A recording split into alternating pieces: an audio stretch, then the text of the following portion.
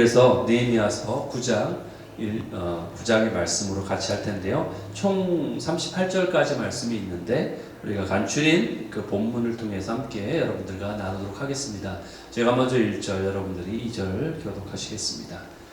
그달 29날에 이스라엘 자손이 다 모여 금식하며 붉은 베옷을 입고 티끌을 무릅쓰고 모든 이방 사람들과 절교하고 서서 자기의 죄와 조상들의 허물을 자복하고 이날에 낮 4분의 1은 그 자리에 서서 그들의 하나님 여호와 율법책을 낭독하고 낮 4분의 1은 죄를 자복하며 그들의 하나님 여호와께 경배하는데 주는 하나님 여호와시라. 옛적에 아브라함을 택하시고 갈대아 우르에서 인도하여 내시고 아브라함이라는 이름을 주시고 그의 마음이 주 앞에서 충성됨을 보시고 그와 더불어 언약을 세우사 가나안 족속과 헷 족속과 아모리 족속과 브리스 족속과 여부스 족속과 기르가스 족속의 땅을 그의 세계에 주리라 하시더니 그 말씀대로 이루셨사오매 주는 의로우심이로소이다.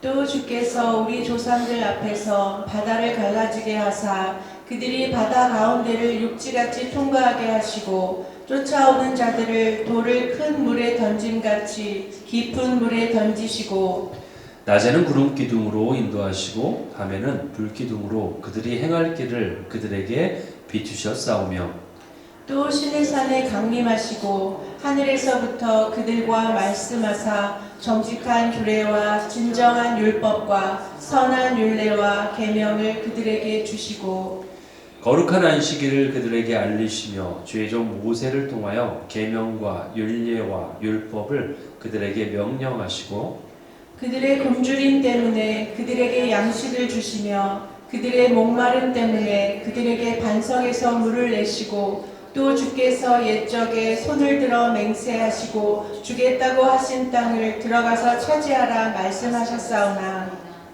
거역하며 주께서 그들 가운데서 행하신 기사를 기억하지 아니하고 목을 굳게 하며 패역하여 스스로 한 우두머리를 세우고 종되었던 땅으로 돌아가고자 하였나이다. 그러나 주께서는 용서하시는 하나님이시라. 은혜로우시며 긍휼히 여기시며 더디 노하시며 인자가 풍부하심으로 그들을 버리지 아니하셨나이다. 우리 하나님이여 광대하시고 능하시고 두려우시며 언약과 인자하심을 지키시는 하나님이여 우리와 우리 왕들과 방백들과 제사장들과 선지자들과 조상들과 주의 모든 백성이 아수르 왕들의 때로부터 오늘까지 당한 모든 환난을 이제 작게 여기지 마옵소서. 마지막 절을 같이 읽습니다.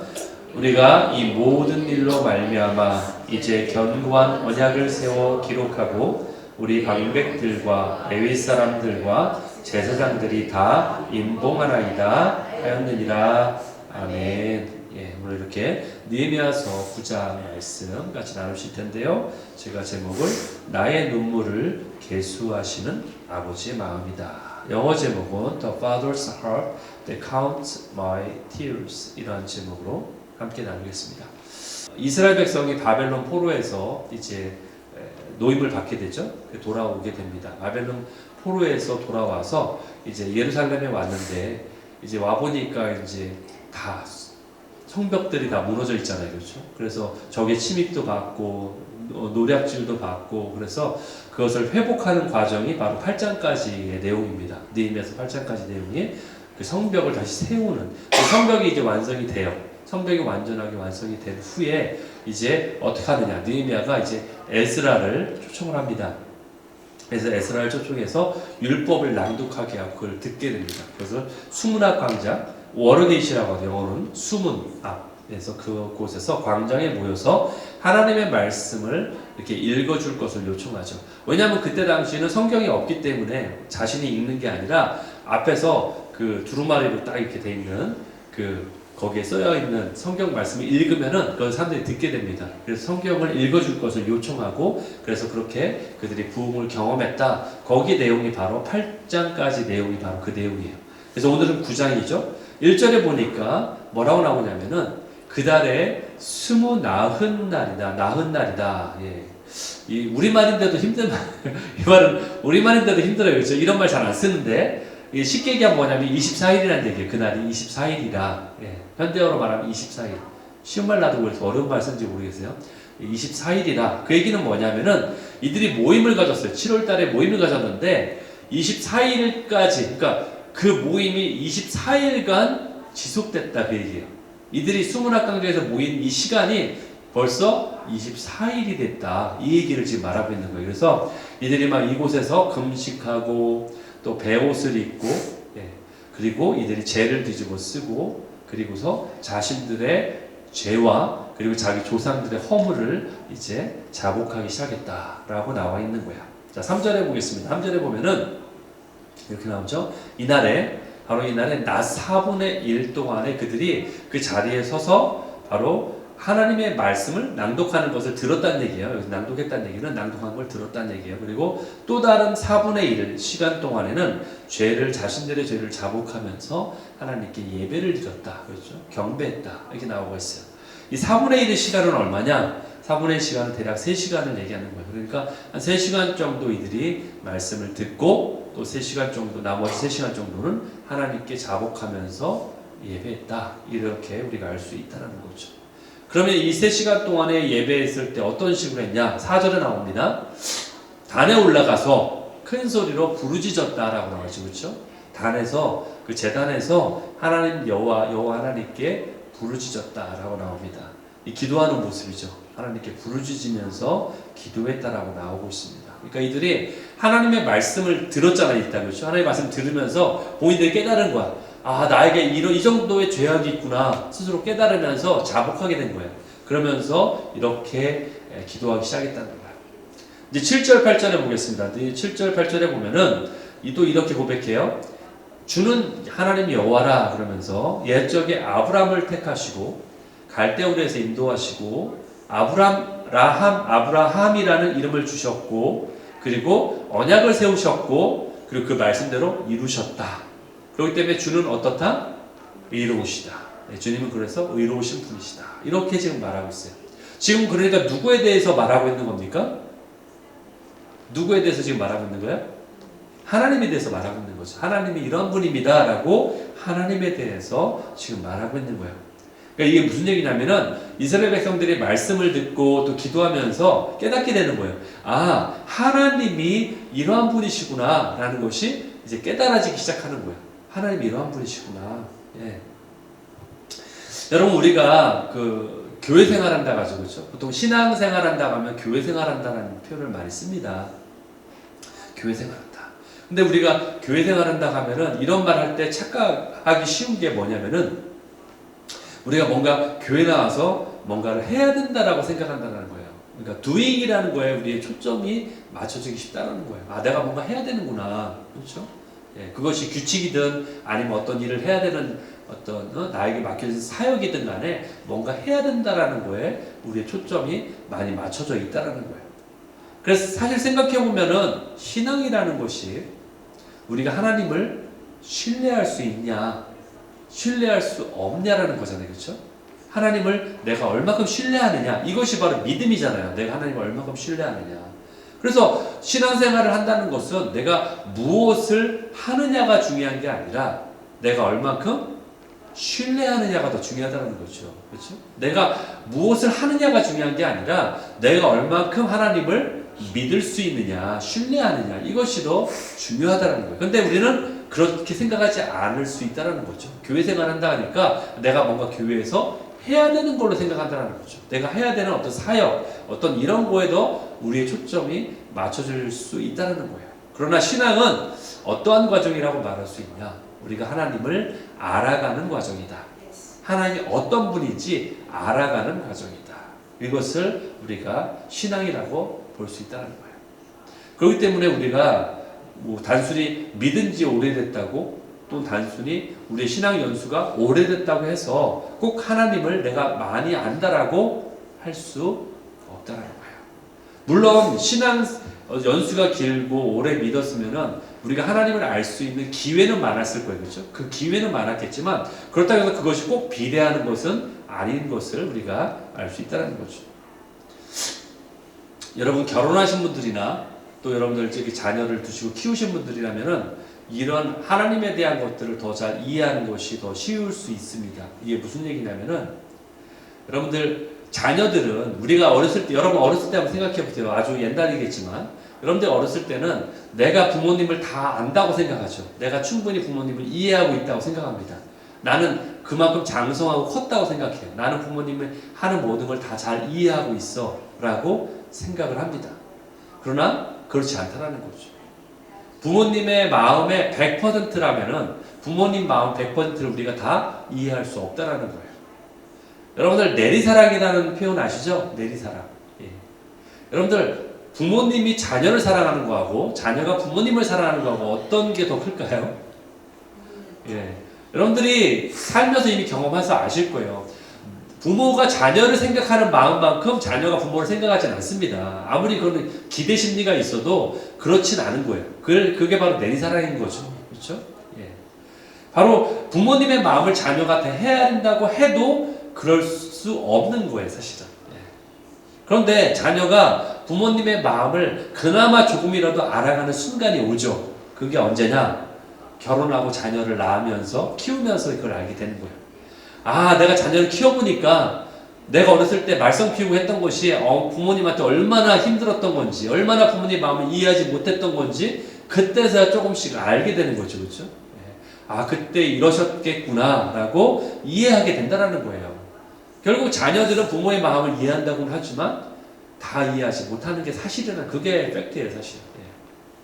여러분, 아이가 처음 태어났을 때 자신의 아기가 태어나자마자 자신 부모님, 어머님을 바로 알아봅니까? 그러면서 바로 보면서 엄마, 아빠 하고 그러지 않죠, 그렇죠? 그냥 태어나면 그냥 태어난 거예요. 인식이 없습니다. 잘 인지가 없어요. 그렇기 때문에 갓난아기를 다른 옆집 아저씨한테 갖다 주면은, 옆집 엄마, 아줌마에게 갖다 주면은 그 사람이 자기의 부모인 줄 아는 거예요. 거기서 자라면은. 예. 그러니까 인식이 없어요. 올바로 구분할 수가 없기 때문이죠. 그러다가 점점 날이 차고 나이가 먹으면서 낯을 가리게 되고 누가 나의 부모님인지 알게 되죠. 그렇죠? 결국 그것이 뭐냐? 바로 또 좀 가릴 수 있게 된다는 얘기예요. 결국은 점점 잘한다는 얘기죠. 성숙한다는 얘기예요. 나이가 먹으면서 이제 가치관이 자라게 돼요. 인식을 하게 돼요. 그러면서 사춘기가 되면 어때요? 약간 철학적인 걸 생각하게 되죠. 사춘기 때쯤 되면 나는 왜 사는가? 고독을 씹으면서 나는 왜 존재하는가? 왜 살아가야 하는가? 내 인생의 목적은 무엇인가? 이걸 좀 생각하기 시작합니다. 그때 되면은.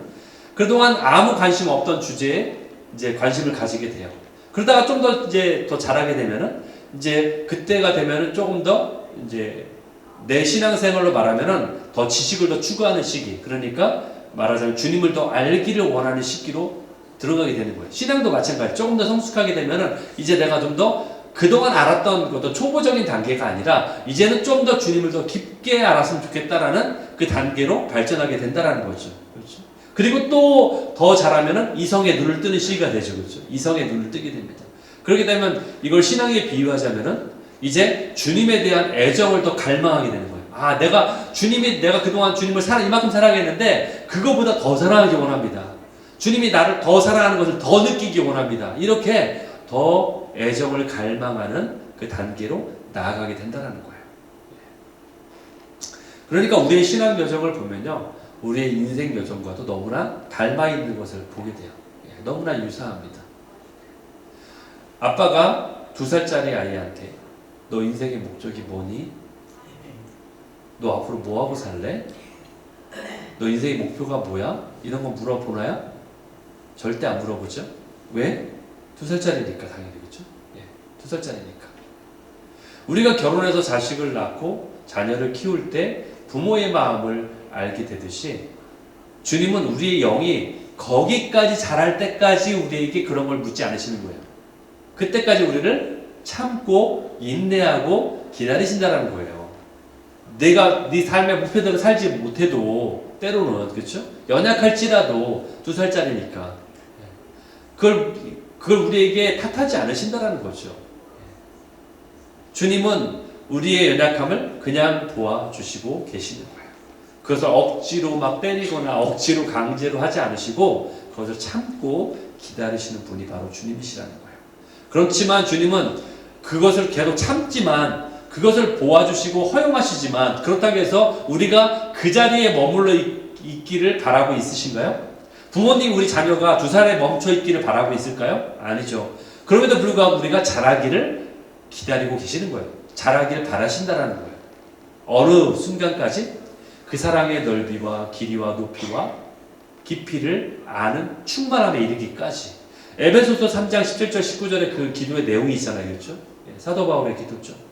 너희가 정말로 그리스도의 사랑을 아는데 어디까지? 그 넓이와 그 길이와 그 높이와 그 깊이가 어떠한지를 아는 데까지. 그래서 그 충만함에 이르는 데까지 너희가 자라가야 된다.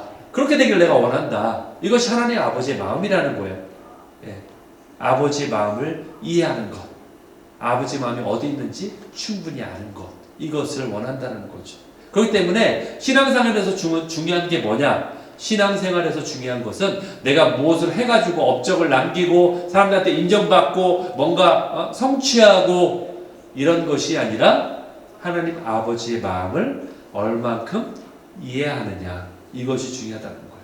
하나님 아버지의 마음을 얼만큼 이해하느냐. 그래서 그 하나님 아버지 마음에 담겨있는 그 사랑의 넓이와 길이와 높이와 깊이를 아는 거죠.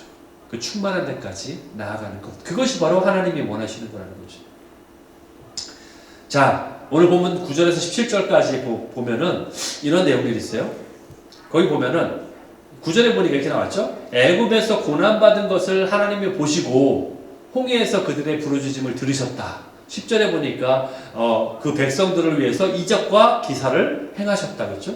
11절에 보니까 바다를 갈라지게 하셔서 바다를 육지같이 통과하게 하셨다. 12절에 보니까 낮에 구름기둥으로 밤에는 불기둥으로 인도하셨다. 13절에 보니까 그들에게 계명도 율법도 주셨다. 15절에 보니까 굶주림 때문에 그들에게 양식도 주시고 또 목마를 때는 물을 주시고 반석에서 심지어 막 돌에서 막 물까지 주시고 이렇게 하셨다. 그런데 그런 하나님이 그렇게 해주셨는데 어떻게 했다? 16절에 보니까 그들 하나님 말씀을 듣지 않았다.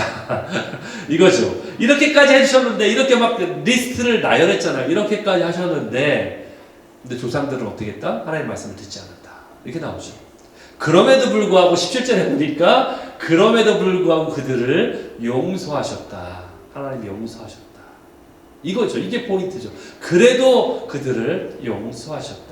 왜? 하나님은 은혜로우시고 긍휼하시고 노하기를 더디하시고 인제가 사랑이 풍부하시고 그런 분이기 때문에 이게 지금 고백하는 거 아닙니까? 이런 하나님을 지금 아는 거예요. 백성들이 이러한 하나님을 지금 깨닫기 시작하는 거예요. 아, 하나님이 우리가 돌이켜보니까 이렇게 행하셨구나. 이걸 새삼 깨닫게 되는 거죠. 다시금 깨닫게 되는 거죠. 하나님이 나를 업어서 키우셨구나. 나를 업어서 인도하셨구나. 그게 어디 나와요? 출애굽기 19장 4절에 나오죠. 내가 하나님이 말씀하세요. 내가 너희들을 어떻게 했는지 독수리 날개로 너희들을 업어서 키웠다. 이게 업어서 키웠다. 너희를 업어서 너희를 인도했다. 이 얘기잖아요. 예. 이렇게 우리를 사랑하시는 분이구나. 하나님이 이렇게 우리를 사랑하시는 분이구나. 이것을 백성들이 드디어 깨닫게 되는 거예요. 예. 이건 마치 뭐와 같냐? 우리가 여러분들이 부모님한테 잘했던 그 사랑들을 기억하는 게 옛날 때니까 오래됐잖아요. 근데 빛바랜 그 사진첩을 꺼내서 부모님과 함께 했던 그 사진들을 하나하나 이렇게 옛날 거를 끄집어내 소환하면서 옛날 추억들을 되새겨보면서 아, 정말로 부모님의 사랑이 나에게 이렇게 귀하고 값진 거였구나 라는 것을 생각하면서 우리 마음 한켠이 아련해지는, 아려오는 그런 느낌을 받고 있는 거예요. 지금 백성들이, 이스라엘 백성들이 하나님이 이렇게 우리를 사랑하셨구나 이것을 깨닫게 되는 거죠. 그러므로 우리가 하나님이 우리를 어떻게 바라보는지, 하나님이 우리를 어떻게 사랑하고 계신지 이것을 아는 것이 정말 신앙에서 중요하다는 거예요. 내가 뭔가를 하는 것이 중요한 게 아니라.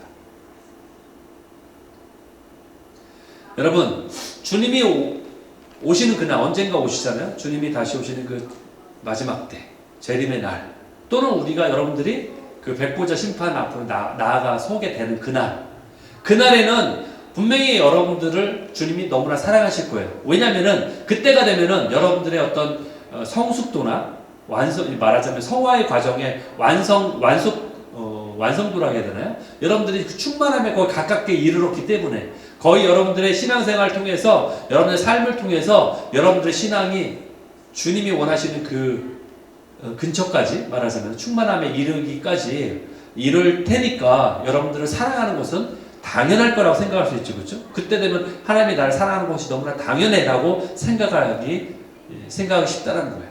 그런데 그때가 아니라 여러분 지금을 생각해 보세요. 여러분들의 지금의 이 모습 계속 죄를 짓고 계속 연약하고 계속 넘어지고 계속 쓰러지고 계속 내가 그거 회개했는데 또 그 죄를 짓고 있고 이런 나의 모습을 보면서 이런 나도 사랑하실까? 라고 생각한다면 여러분들 어떻게 생각하세요? 사랑하지 않을 것 같죠, 그렇죠? 이런 나를 사랑하지 않을 것 같이 느껴지기 쉽다라는 거죠. 여기서의 포인트는 그거예요. 나의 완성된 모습으로 주님이 사랑하신다고 생각하는 건 너무나 쉽게 생각할 수 있는 부분인데 그러나 나의 연약한 부분마저도 주님이 사랑하실까? 라고 생각한다면 그것은 결코 쉽지 않다라는 거예요. 요한일서 3장 1절에 이런 말씀이 있습니다. 보라, 아버지께서 어떠한 사랑을 우리에게 베푸셨는지 하나님의 자녀라 그래서 우리를 불렀다는 거죠. 그렇죠? 부르고 있다는 거죠. 우리가 그러한 자다. 이게 뭐예요? 우리가 그러하다가 우리가 그러한 사랑을 입은 자야. 그러므로 세상이 우리를 알지 못하면 그러므로 세상에 오해하고 있는 거죠. 아, 너희 봐라. 네 꼬락선이 보니까 하나님이 계시지도 않는 것 같고 하나님이 너를 사랑한다는 건 계셔도 말이 안 되는 것 같고 어떻게 내가 봐도 답이 없는데 너 같은 애를 하나님이 사랑하실까? 이렇게 답이 없다라고 오해한다라는 거죠. 그렇지만 하나님을 너희가 알지 못하기 때문이야. 하나님이 어떠한 분인지를 너희가 모르니까 그렇게 오해하는 거야 라고 얘기하는 거죠. 그렇죠? 봐라. 그러니까 이렇게 얘기하는 거예요. 하나님 그런 분이 아니야. 하나님 우리를 사랑하셔. 하나님의 사랑은 그런 게 아니야. 그렇기 때문에 우리로 아바 아버지라 부를 수 있게 하시는 거예요. 로마서 8장 15절에 말씀 나와 있잖아요. 너희가 다시는 무서워하는 종의 영을 받지 않고 무슨 영을 받았다? 양자의 영을 받았다. 너희는 이제 자녀가 되었다. 하나님의 자녀가 되었다.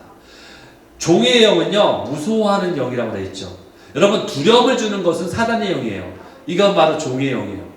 죄에 매여 있고 죄의 종이 되어 있을 때는 두려울 수밖에 없어요. 그러나 왜? 아버지가 없으니까. 아버지가 누군지 모르니까 당연히 무섭죠. 아버지가 안 계시니까. 그러나 너희는 양자영을 받았기 때문에 아빠, 아버지라고 부르는 거예요. 아바 아버지라 부를 수 있는 거예요. 그렇죠?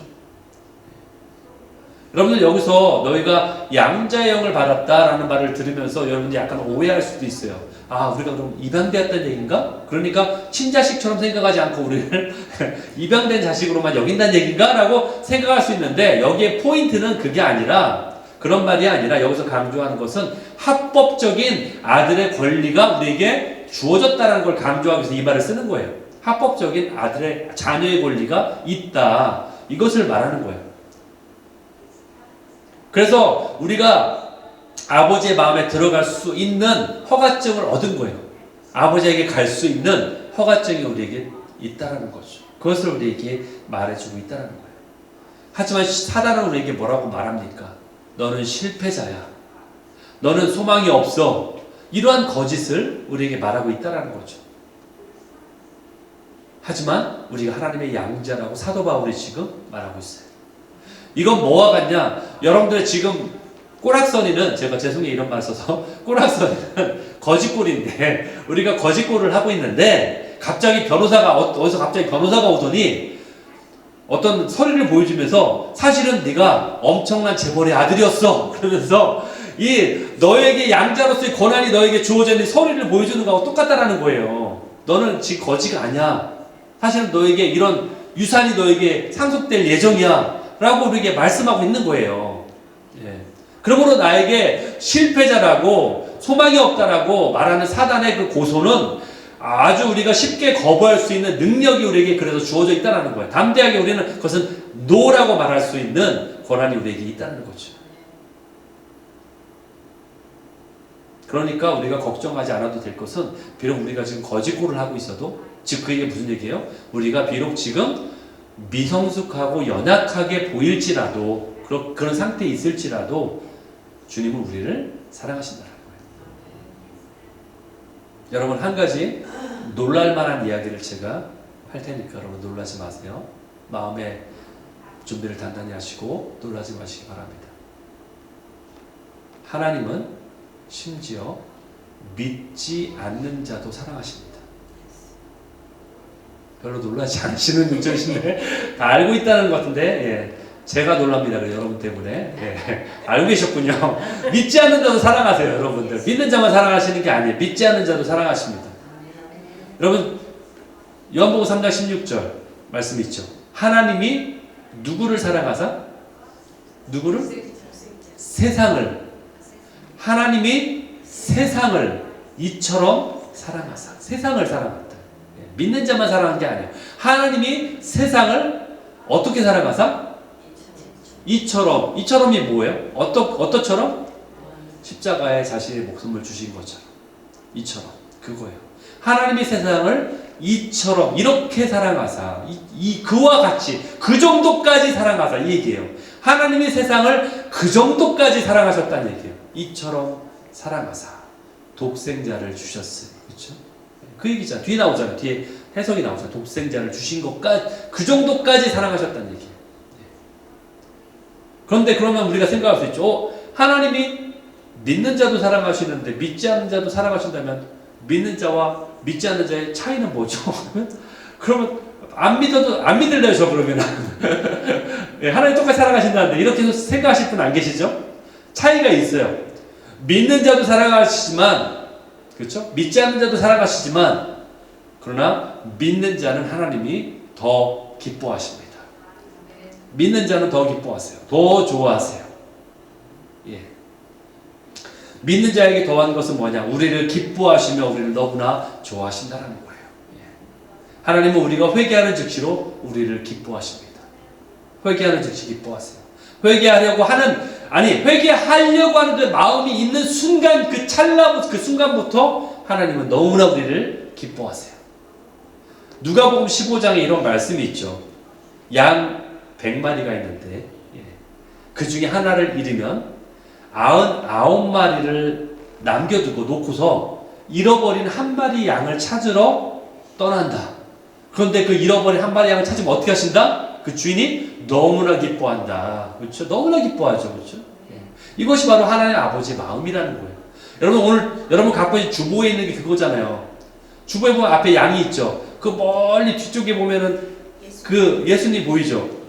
잃어버린 양을 찾으러 달려오고 있는 모습. 그게 바로 그 이의 이야기 아닙니까? 우리를 너무나 기뻐하시는 분. 예. 우리가 신실하다고 생각하는 사람이나 또는 신실하지 않은 사람이나 또는 주님께 반항하는 자들이 다 모든 인간들인데 그렇기 때문에 다 연약한 자들이 틀림이 없습니다. 우리는. 그러나 믿는 자나 믿지 않는 자나 할 것 없이 우리는 그렇기 때문에 모두가 진흙탕에 빠질 수밖에 없는 거예요. 우리는 연약하니까. 연약하기 때문에 우리는 옷에 진흙이 묻을 수밖에 없어요. 우리는 죄를 저지를 수밖에 없는 자들이에요. 그것을 인정해야 돼요. 믿는 자도 마찬가지예요. 믿는다고 해서 우리는 막 고고하게 살고 그런 게 아닙니다. 믿는 자도, 교회 안은요 죄인들이 가득한 곳이 교회예요. 사실 그런 곳입니다. 그런데 그렇지만 우리의 승리는 어디에 있냐? 우리가 하나님께 순종하고자 우리의 마음을 하나님께 드리고자 작정하는 순간 하나님이 기뻐하신다는 거예요. 그것이 바로 하나님이 보시는 포인트라는 거예요. 핵심이라는 거예요. 우리의 마음의 동기를 보신다는 거죠. 그렇기 때문에 그렇죠? 우리의 마음의 동기를 보신다. 그렇기 때문에 주님은 그것을 아시는 거라는 거예요. 그렇기 때문에 우리가 주님 앞에 나올 때에 두 가지 확신을 분명히 가져야 돼요. 우리가 주님께 가져야 되는 두 가지 확신. 첫 번째 확신은 뭐냐? 비록 우리에게 연약함이 있지만 그러나 주님은 연약한 우리를 사랑하신다. 연약하지만 주님이 우리를 연약하지만 사랑하신다. 이런 확신이 우리에게 있어야 된다는 거예요. 그러나 사단은 이걸 이용하죠. 역으로 이용합니다. 네가 연약하기 때문에 하나님이 너를 거절할 거야. 이렇게 얘기해요. 반대로. 사단은 그 반대로 이걸 이용합니다. 네가 연약하니까 하나님이 너를 거절할 거야. 네 꼬락선 일을 봐. 그러니까 하나님 널 좋아하겠어? 이렇게 얘기하는 거예요, 사단은. 그러나 하나님은 연약함에도 불구하고 우리를 사랑하신다. 이런 확신이 우리에게 있어야 된다는 거예요. 그렇기 때문에 우리가 하나님 앞에 나아갈 수 있는 거예요. 사단은 우리에게 얘기해요. 봐봐, 네가 주님을 너무나 사랑한다고 고백하지만 어떤 때 비 오는 날은 주님이 안 계신 것 같다고 생각할 때도 있잖아. 네가 봐봐, 네 모습을 봐봐. 그렇지? 어느 날 천둥 막 칠 때는 하나님이 날 벌하실까 생각하기도 하잖아. 네가. 그러니까 네가 하나님을 그러한 연약함이 너에게 있으니까 하나님이 너를 사랑하지 않는 거야 라고 이야기한다는 거죠. 두 번째 확신은 뭐가 있어야 되는가? 두 번째 확신은 우리의 연약한 사랑마저도 하나님은 그것을 순전한 것으로, 온전한 것으로 받으신다. 내가 하나님께 드리는 연약한 사랑도 온전한 것으로 받으신다는 거예요. 그렇기 때문에 우리는 이 확신을 가지고 주님 앞으로 나아가야 된다는 거예요. 이 확신 때문에 주님께 나아갈 수 있는 거예요. 여러분, 우리는요, 누구나 다 죄를 지을 수 있는 가능성이 있는 자들입니다. 현재도 죄를 짓고 있고요. 죄를 지을 가능성을 가지고 있는 자예요. 우리가 아무리 하나님을 사랑한다고 노력하지만 그러나 우리는 여전히 흠이 있고 불완전한 존재가 맞습니다. 그렇죠? 우리가 가지고 있는 내 안에 있는 이 죄악의 깊이를 가늠할 수 있는 사람이 누가 있습니까? 심지어 나 스스로도 내가 이렇게까지 죄악이 있단 말이야 라고 스스로도 놀랄 때가 있어요. 사실은 내가 이렇게까지 악하단 말이야? 라고 내 스스로를 돌아볼 때가 있다는 말이에요. 그러한 존재가 바로 우리 자신입니다. 그렇기 때문에 우리는 그럼에도 불구하고 주님 앞에 나아가야 된다는 거예요. 왜? 그럼에도 불구하고 주님 우리를 사랑하시니까. 그 확신이 있기 때문에 주님 앞에 나아갈 수 있는 거예요. 이것을 잘했던 사람이 누가 있습니까? 이것을 너무나 확신을 가지고 있던 사람이 딱 한 사람이 생각나는 사람이 있어요. 그것은 바로 다윗이에요. 다윗은 이런 확신이 있었기 때문에 자기가 엄청난 죄악을 저질렀음에도 불구하고 하나님 앞에 나아갈 수 있었던 거예요. 이런 확신이 없었다면 그는 자살할 수밖에 없어요. 나는 이건 용서받을 수 없는 죄야 라고 생각하면은 그래서 그런 사람은 하나님 앞에 그 죄악을 가지고 나아갈 수 없는 거예요. 그러나 그런 확신이 있는 사람은 주님 앞으로 나아갈 수 있습니다. 여러분 잘 아시는 탕자의 비유가 누가복음 15장에 나옵니다. 15장 17절 20절에 보면은 거기 이렇게 나오죠. 이제 내가 스스로 돌이켜 말하는데 아버지, 내가 하늘과 아버지께 죄를 지었사오니 이제부터는 아버지의 아들이라 일컬음을 감당하지 못하겠나이다. 나를 품꾼의 하나로 보소서. 이렇게 말할 거라고 생각해요. 그러니까 탕자는 자기 자신을 너무나 잘 알고 있는 거예요. 자기 자신에 대해서 너무나 잘 알고 있는 거예요. 이것은 사단의 참소를 받은 자의 표현이에요. 그렇죠? 나는 이러한 자일 수밖에 없어 라고 말하는 거죠. 나는 이러한 자입니다. 자기 자신을 누구보다 잘 알고 있기 때문에 이런 표현을 쓰고 있는 거예요. 지금 내가 뉘우치지만, 지금은 내가 회개하지만 잠시 뒤면 또 죄를 지을 것을 내가 너무나 잘 알고 있는 거예요. 그런 자를, 자신의 모습을 이렇게 이야기하고 있는 거예요. 그렇지만 하나님은 어떻게 해요? 탕자의 회개를 즉시로 기뻐하신다는 거죠. 이것은 마치 탕자의 비유에 나오는 아버지가 탕자가 돌아온 날 바로 그 손에 가락지를 끼우고 그의 옷을 좋은 옷으로 갈아입힌 것하고 똑같은 거예요. 그것이 바로 그 아버지, 하나님 하늘 아버지의 모습을 우리에게 보여주고 있는 거예요. 만약에 저 같으면은 이랬을 것 같아요. 저는 그렇지 않았을 것 같아요. 아들아, 네가 돌아와 정말 다행이다. 그런데 어떡하니? 네가 나를 한번 실망시켰잖아. 그 실망이 내가 얼마나 컸는지 내가 너무나 힘들어가지고 아주 병까지 생겼어. 그것이 내게 트라우마로 남을 것 같아. 네가 정말로 바뀌었는지 내가 지금 보니까 네가 말을 그렇게 하니까 믿을 것 같긴 한데 그래도 아직 믿겨지지 않는구나. 그러니까 내가 너를 너무 쉽게 용서하면은 너도 그 값어치에 대해서 너무 쉽게 생각할 거니까 우리가 한번 유예 기간을 갖자. 프로베이션 기간을 갖도록 하자. 그래서 그동안 내가 너를 유심히 지켜볼 거야. 아마 저 같았으면은 이렇게 얘기했을 것 같아요. 우리가 좀 시간을 좀 갖자. 너를 좀 지켜볼게. 그러다가 네가 정말로 그런 너의 결심이 맞도록 행동하고 있는지 내가 확신이 들면 그때서야 너를 용서해 줄게. 이렇게 됐을 텐데, 그러나 탕자의 비유 나오는 아버지는 어땠어요? 보는 즉시로 그가 뭐 회개한다 이런 얘기 할 필요도 없어요. 그냥 와락 안고서 내가 너를 용서한다. 내가 너를 얼마나 기다렸는지 아니? 라고 가락지를 끼우고 그렇게 했다는 거예요. 하늘 아버지도 바로 이와 같다는 거예요. 여러분, 이 탕자의 비유의 초점은요, 유산을 받아 탕진해서 써버린 아들의 삶이 뭐 밑바닥을 경험하고 다시 뉘우치고 그래서 집으로 돌아오는 어떤 그러한 드라마틱한 어떤 그런 스토리 라인 때문에 탕자의 비유라는 이름을 썼는데, 사실은 탕자의 비유라는 이름이 옳지 않습니다. 이거의 초점은 이 탕자에게 있는 게 아니에요. 탕자가 주인공이 아니에요, 사실은. 이 탕자의 비유는 초점은 뭐예요? 잃어버린 그 아들을 되찾게 된 아버지의 마음에 그 초점이 있는 거예요. 그러니까 사실 탕자의 비유라기보다는 잃어버린 아들을 찾은 아버지의 관대한 마음, 그 사랑, 그것이라고 말할 수 있다는 거예요. 하나님은 우리에게 자비를 베푸기를 기뻐하십니다. 우리를 기뻐하세요. 그렇기 때문에 우리는 하나님께로부터 도망가는 것이 아니라 반대로 하나님께로 달려가야 되는 거예요. 특별히 우리가 무슨 일이 있을 때 하나님으로부터 도망가는 것이 아니라 하나님께로 달려가야 되는 거예요. 죄를 짓고서 아담과 하와가 나무 뒤에 숨는 것이 아니라 아버지 앞으로 달려가야 되는 거예요. 하나님께서 나를 즐거워한다는 확신은 그래서 중요한 겁니다. 내가 넘어졌을 때 이것이 중요한 문제가 아니에요. 우리가 넘어졌을 때, 어떤 죄악을 저질렀을 때 주님이 나를 받아주신다는 이 확신, 이것이 중요한 겁니다. 이스라엘 백성들이 26절 이하에서 뭐라고 지금 고백하냐? 이렇게 얘기하죠. 우리가 죄악을 저질렀습니다. 순종도 하지 않고 주를 거역했고 주의 율법도 지키지 않았고, 그렇죠? 그리고 심지어는 선지자들까지 죽였어. 선지자 누구예요? 하나님의 말씀을 대언하는 자들이잖아요. 그 하나님을 대신해서 우리에게 이렇게 하라고 전하는 자들마저도 우리가 죽여버린 거예요. 네. 그들도 죽여서 그래서 주님을 모독했습니다. 그렇죠? 이런 이야기를, 죄의 결과가 어떠한지, 그 아버지로부터 징계를 받았는지를 이들이 지금 말하고 있어요. 그래서 우리가 이런 징계를 받았습니다. 그렇죠? 대적의 속에 넘겨지게 됐고, 우리가 곤고를 당하게 됐고, 환난을 당했고, 그렇죠? 그러니까 지금 여기서 말하는 것들이, 이들이 말하는 것이 이렇게 우리가 징계를 받았다고 쓴뿌리를 쏟아내고 있는 겁니까? 이스라엘 백성들이 지금 그것 때문에 얘기하고 있는 걸까요?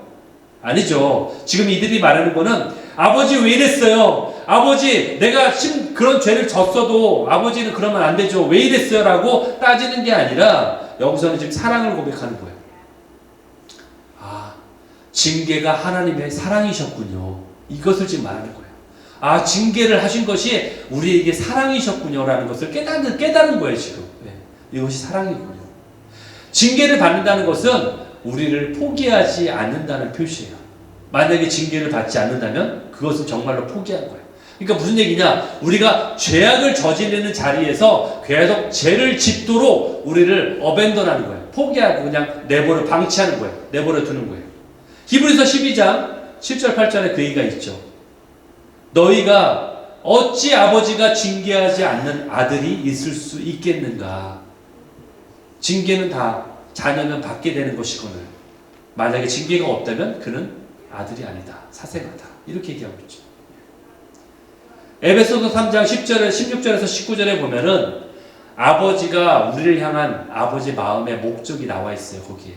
그게 뭐냐? 아까도 우리가 봤던 말씀인데 성령으로 말미암아 너희 속사람이 능력으로 강건해지는 거다. 그러면서 내가 너희에게 베푼 그 사랑을 알기 원한다. 너희 그 사랑의 깊이와 높이와 길이와 깊이를 넓이를 알기 원한다. 그것이 충만하게 되기 원한다. 이것은요 우리의 간구가 아니에요. 무슨 얘기냐?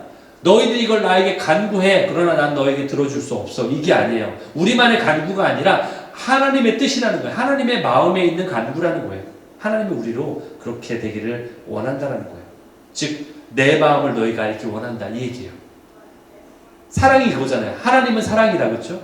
하나님 마음에 있는 그 사랑을 너희가 이렇게 하기 원한다. 그러면서 아주 디멘션을 얘기하잖아요. 그 모든 차원을 다 얘기하잖아요. 그렇죠? 넓이와 높이와 길이와 깊이와 모든 3차원의 모든 그 차원을 얘기하잖아요. 지금 그건 뭐예요? 나의 그 사랑의 모든 면을 너희가 알게 되기 원한다. 그 얘기예요. 그 모든 것을 다. 이것이 바로 우리를 향한 아버지의 마음이라는 거예요. 내가 너를 얼마나 사랑하는지 그것을 알기 원한다. 그러면서 마지막 끝으로 이스라엘 백성들이 이러한 회개와 기도 끝에 이렇게 마지막으로 그들이 고백합니다. 38절에 우리가 이 모든 일로 말미암아 이제 견고한 언약을 세워 기록하고 이것을 임봉합니다. 자신들이 주님 앞에 고백했던 것들, 또 우리가 잘못했던 모든 내용들, 또 하나님이 우리 용서하신 그 내용들, 이 모든 것을 언약을 세워 주님과 다시 한번 언약을 다시 세우는 거예요. 주님과 다시 언약을 세우기 원합니다. 약속합니다. 그래서 물론 약속 다시 또 안 지킬 거 아는데도 불구하고 이거잖아요. 내가 잘못했는데 주님 앞에 아빠 엄마한테 그러는 거예요. 엄마 아빠 잘못했어요. 자 약속 하고서 일단 찍어요. 약속하는데 또 잘못한 거 알아. 부모님들 얘가 또 이게 약속 지금 하지만 또 잘못을 저지를 거 알잖아요. 그러면 하잖아요. 약속 이렇게 하는 거예요. 말하자면. 그러면서 내가 이것을 인봉하여 즉 인장으로 간직한다는 얘기죠. 이것을 내가 간직하겠습니다. 내 마음에 깊게 새기겠습니다. 이렇게 얘기하는 거죠.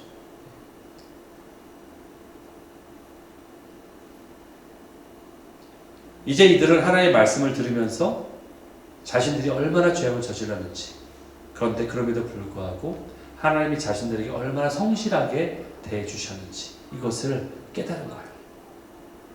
지금까지 한 번도 사랑을 멈춘 적이 없구나라는 걸 깨달은 거죠. 심지어 우리를 징계하는 순간마저도 그것이 우리에게 사랑이었구나.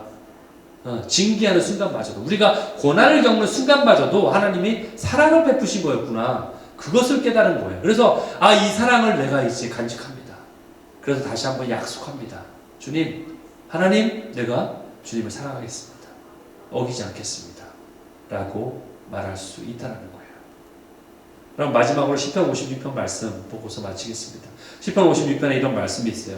나의 유리야, 내가 방황한다는 거죠. 그것을 주께서 계수하신다. 세고 계신다. 나의 눈물을 주님의 병에 담으신다. 표현 멋지지 않습니까? 나의 눈물을 주님의 병에 담고 계신다. 여러분들이 주님을 향해서 고백하면서 흘리는 그 눈물들을 주님의 그 병에다가 여러분의 눈물을 하나하나 차곡차곡 담고 계시다는 거예요. 다 보고 계시다는 거죠.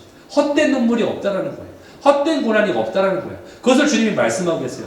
그런데 주님이 뭐라고 하세요? 하나님이 내 편이다. 내가 바로 너의 편이야. 라고 말씀하시잖아요. 주님을 그러니까 내가 의지합니다. 그래서 내가 의지하기 때문에 주님을 따를 수 있는 거예요. 주님이 내 편이기 때문에. 누가 이런 고백을 할 수 있습니까? 아버지의 마음을 아는 자만이 이런 고백할 수 있어요. 내가 주님을 의지하기 때문에 두려워하지 않을 수 있습니다. 이 하나님 아버지가 나의 편이심을 내가 알기에 하나님을 의지하기에 나에겐 두려움도 없고 나에게는 승리만 있습니다. 나의 눈물을 계수하시는, 그리고 나의 연약함에도 불구하고 나를 여전히 사랑하시는 그 하나님 아버지와 함께 하시는 여러분 되시기를 예수 그리스도 이름으로 축원합니다. 아멘.